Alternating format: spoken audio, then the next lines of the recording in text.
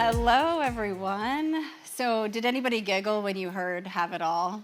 Yes. A little bit? Yeah? Okay, so here's the deal. They said we could have it all. That meant doing it all, right?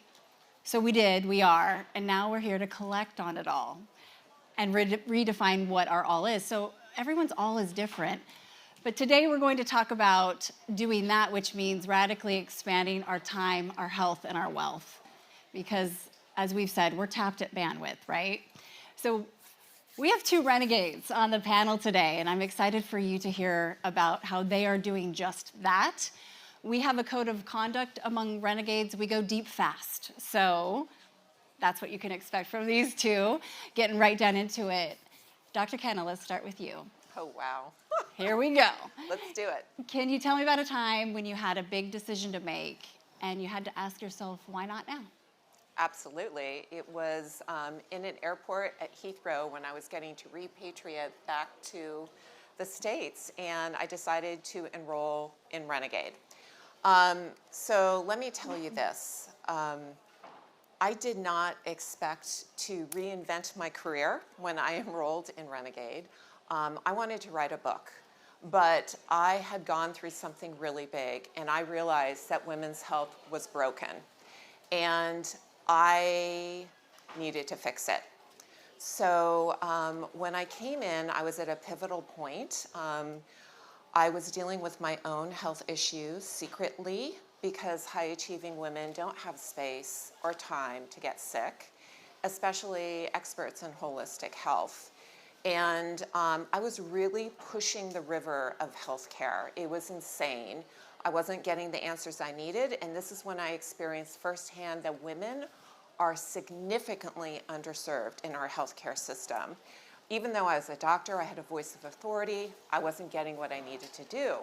So, you know, there I was in Renegade, starting an accelerator, wanting to write a book, and I realized something happened to me where my clinic, I'm an integrative clinician working with professional athletes and biohacking decades before that was even a thing, was limiting me. And it was not allowing me to have the impact and the reach that I wanted. I realized that I needed to help women do better with their health. And so I pivoted.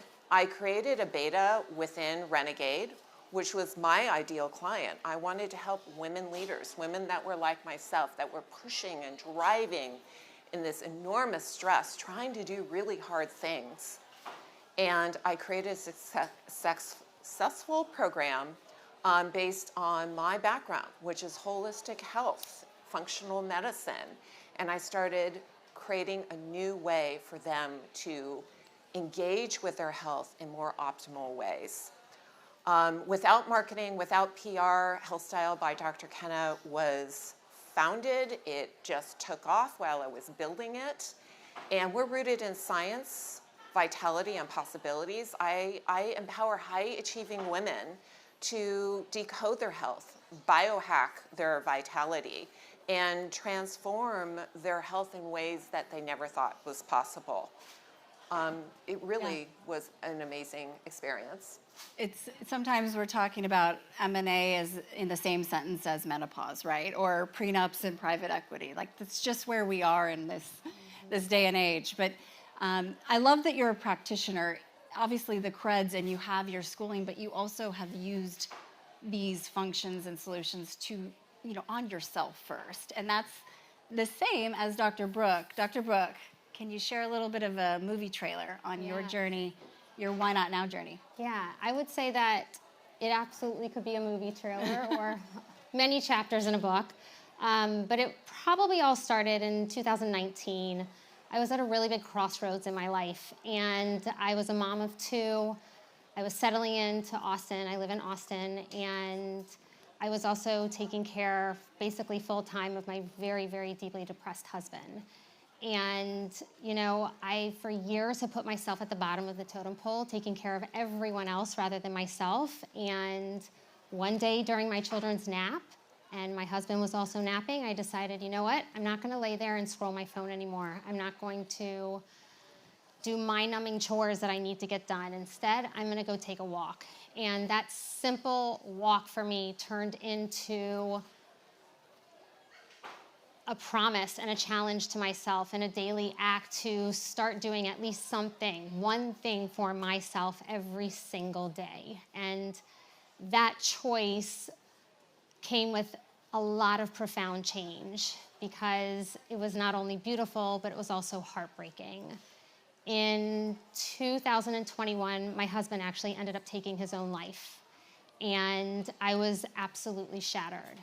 And I think that at that point in my life, I was now faced with not just the why not now question, but an even bigger question of, am I worth it? Like, am I worthy of doing all these things? You know, I think that as women, being a mom is a full-time job. Being a CEO is a full-time job. Caring for a deeply depressed husband is a full-time job.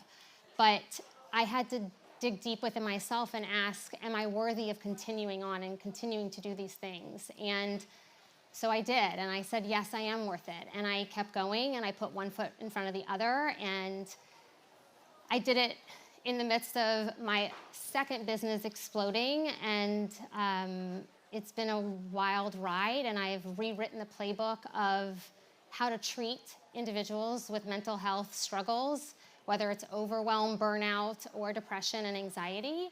And the root of mental health is really sensory and emotional regulation. And so I've really mixed things up and in a sense also done that on myself, like we were saying. And I not only put one foot in front of the other to heal myself through the trauma that I myself have been through, but also not just survive, but thrive in my life. Yeah, it's incredible that that one micro moment of your journey of deciding you're going to take a walk instead of lay down and take the nap, that shifted into, you know, a macro trajectory change for you. And, you know, we're talking about time, health, and wealth. You know, if most women need to create more time so they can focus on their health, right? Because we usually are at the bottom of the list. And so we've talked a little bit about how can we radically manipulate time. We know AI is one way that's getting after it, which is exciting. But we're big believers in what we call the ruthless red pen. What can we delete, what we can delegate, what we can divest ourselves in, right? As much as humanly possible to create the space for where we're going to be able to fly at capacity and do what's important and uniquely qualified for us to do.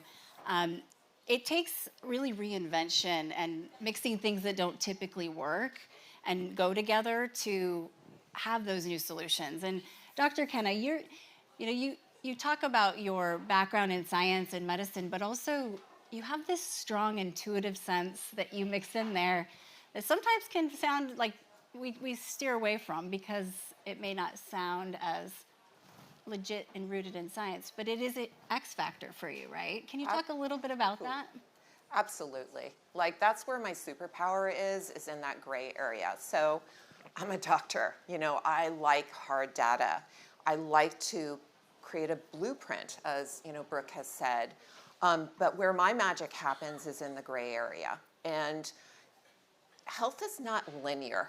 It is doing loop-de-loops, it's going left and right, and when you're dealing with people that are really pushing beyond their physical limitations, people who are pushing beyond their human potential, that's where my magic happens, because in that intersection, I help people optimize, and I help them be human, and I help them be healthy and happy and joyful and thriving.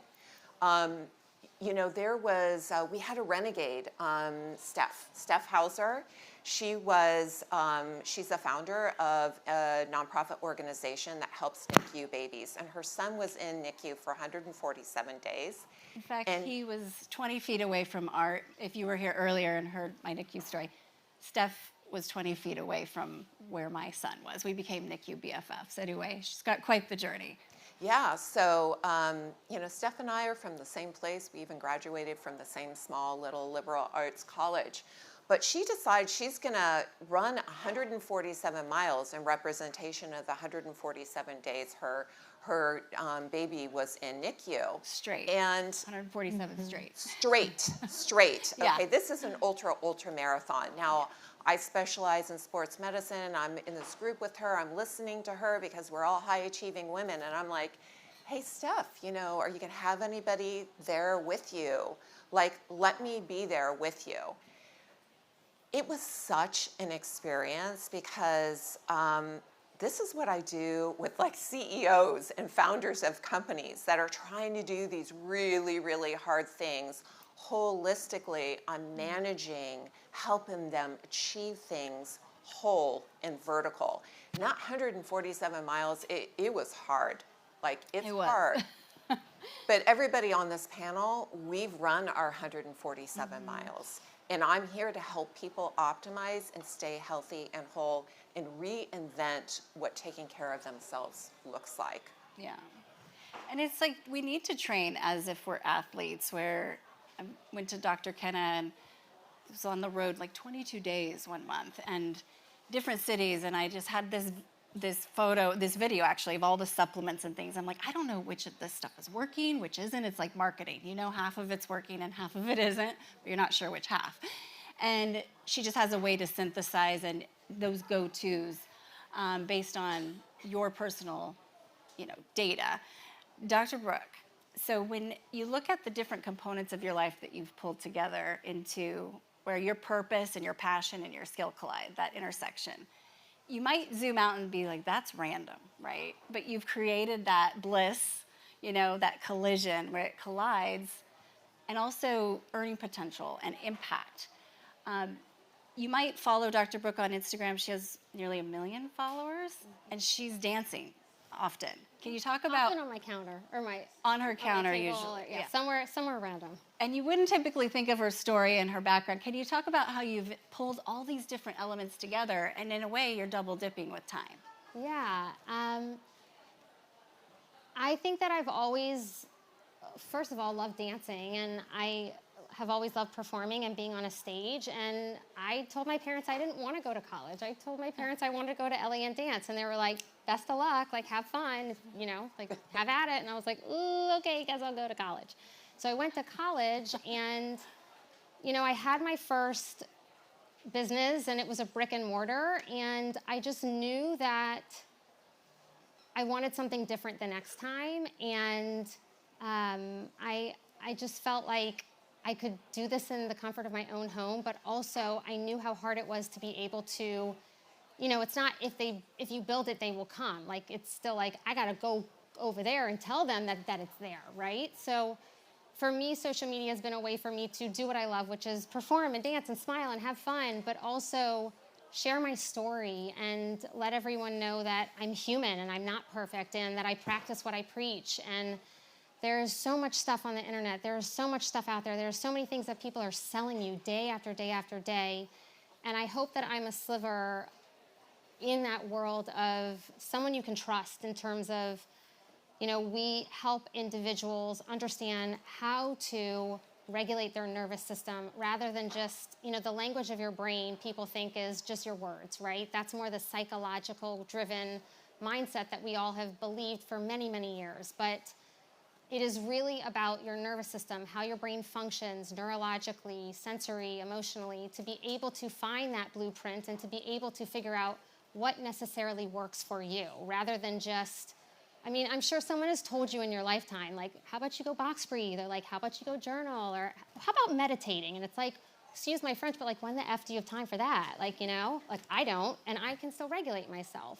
So there's many other ways that we can help, but the way that I regulate or the way that you regulate or the way that you regulate is all gonna be different. And so, sure, if you are like, well, I like journaling, like, why did she say that? That is wonderful if it works, but we have to figure out a way to be able to, honestly, like back to your question of, I've been able to regulate because I'm bringing my entire life and pieces of my life together because it works for me.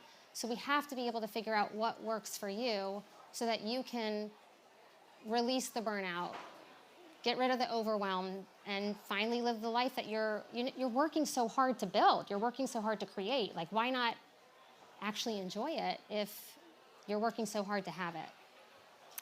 Thank you for sharing that. And speaking of emotional regulation and just nervous system, I have to, again, credit She Media for this space, because I'm sure you've all been out and about at South by, and this just feels, you can hear, you can actually walk around and move, and so it's quite the setup they have here.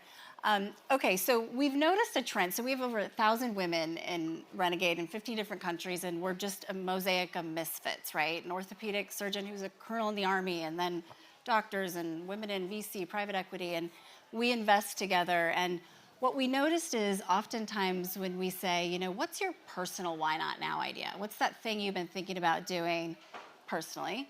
And then what's your professional one?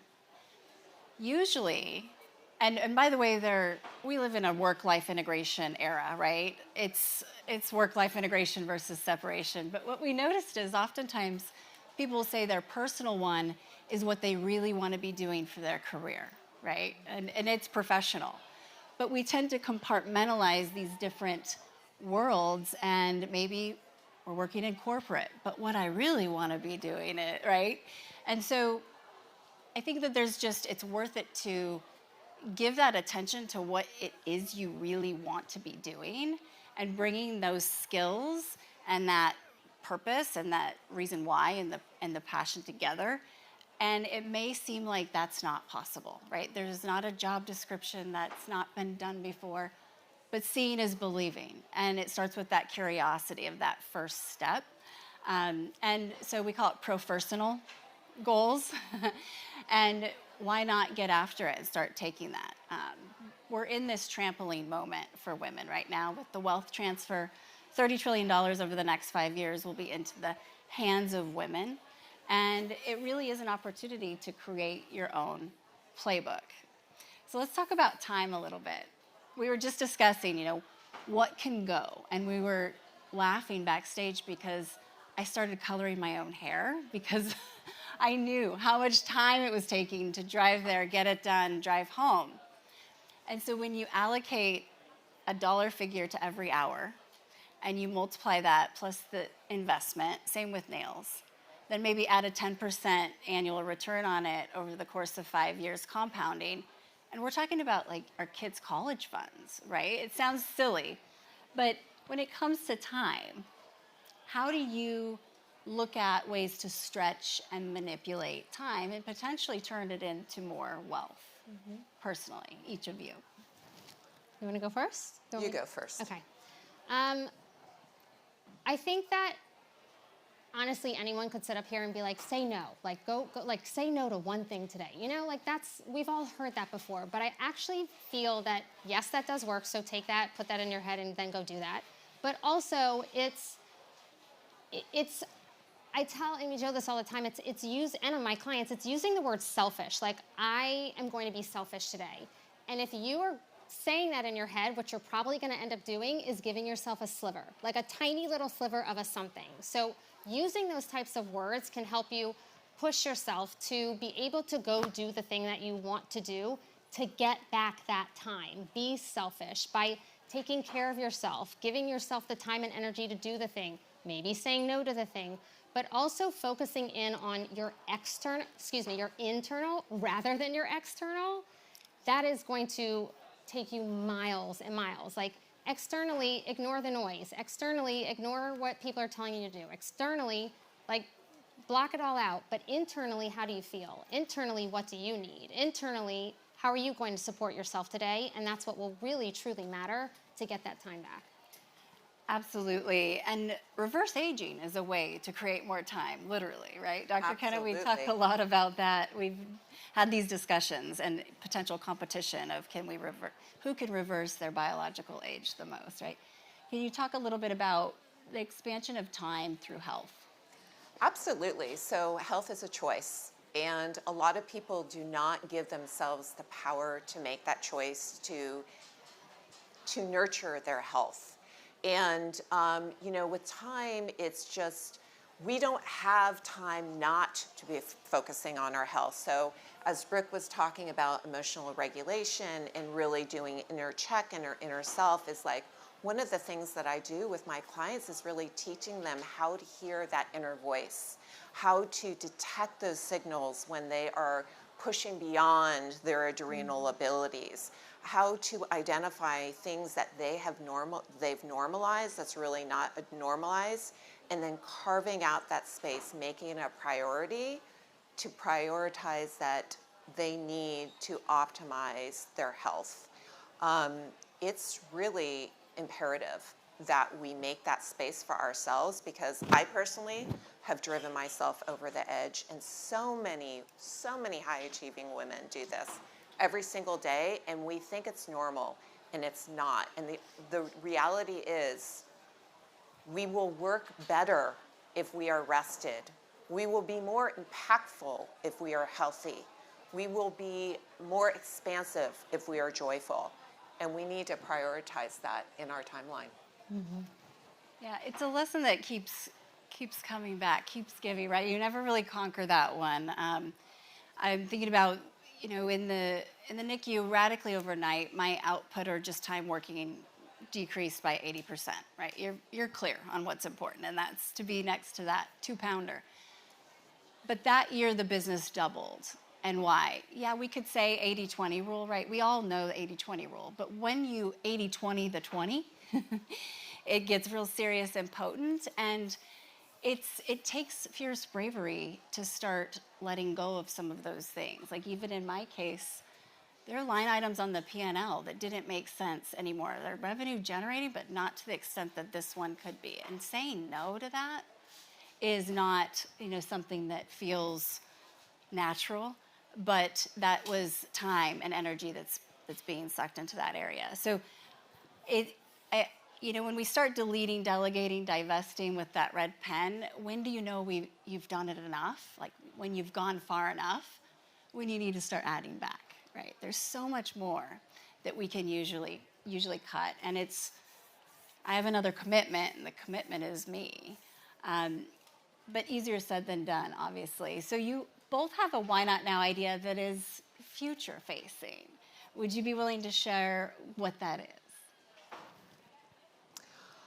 So my why not now idea is actually writing a book about the toxicity that women are experiencing physically within our corporate cultures, and also the toxicity we place upon ourselves and in our environment. And it's really degrading our level of health. But this isn't about all the pain points. This is actually about replacing fear with empowerment and a pathway forward, something new. Like, I'm reinventing what health is about. It's not about just going in to the doctor and finding out that you're okay, which means, whew, I didn't get that bad news that I knew that was coming to me. Sometime I'm about, like, putting women in the driver's seat so that they drive their health in an empowered way. And, I'm writing a really great book about it, and I'm hoping that you guys will all read it and then follow it. Do it. Yeah. Change your lives. We've just, again, I'm all about leverage, but we've just created our own imprint at Renegade in partnership with Simon & Schuster, and the ability to get behind each other and amplify and share what's working, share these voices that we've all heard today, and make sure that they are making the headlines, not just maybe the expected names that we're hearing. There are a lot of voices that will be surfacing, especially in the near future, and a lot of equal, I would say, leveling of the playing field with these shifts. So how about you, Brooke? Why not now idea? Current? Yeah, so I would say that I partly did my business, or run my business, from my home, and I have my staff all over the world. They literally are in different countries and different states. But for the majority of my time building this company, I have been in the comfort of my own home, and it has felt really safe while I was healing, and it allowed me to be able to spread my wings and get my hands on as many of you as possible to understand that the core of mental health is sensory and emotional regulation, and understanding what is underneath the hood of your car will help you understand when that dashboard says check engine, right? When that light is on.